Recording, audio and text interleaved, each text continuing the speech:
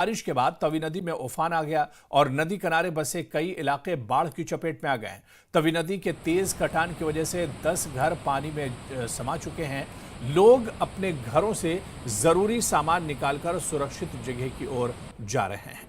तो जम्मू की ये दरअसल तस्वीर है जो हम आपको दिखा रहे हैं, जहां पर लगातार बारिश हो रही है। मूसलाधार बारिश के बाद तवी नदी में उफान आ गया है और नदी किनारे बसे कई इलाके बाढ़ की चपेट में आ गए हैं। आसपास के जो इलाके हैं वहां पर बाढ़ जैसे हालात बन गए हैं।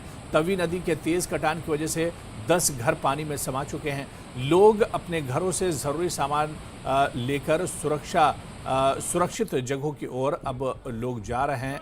तो ऐसे में ख़तरा लगातार बढ़ता जा रहा है। जिस तरह से मौसम के हालात हैं और जिस तरह से तवी में तग़ियानी आई है, ऐसे में ख़तरा अभी भी बरकरार है।